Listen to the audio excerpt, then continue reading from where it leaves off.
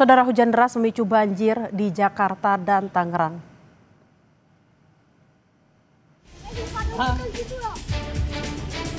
Hujan deras di kawasan Joglo, Jakarta Barat menyebabkan banjir setinggi 40 hingga 50 cm.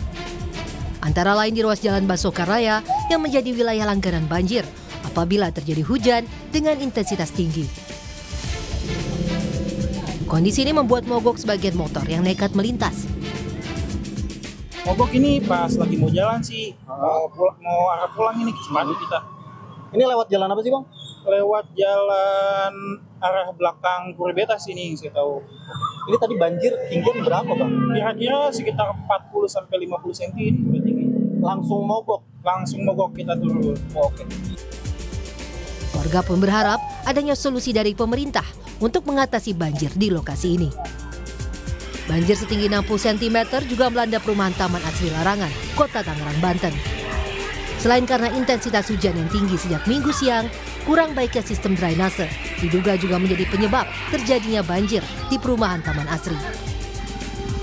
Tim Liputan Kompas TV.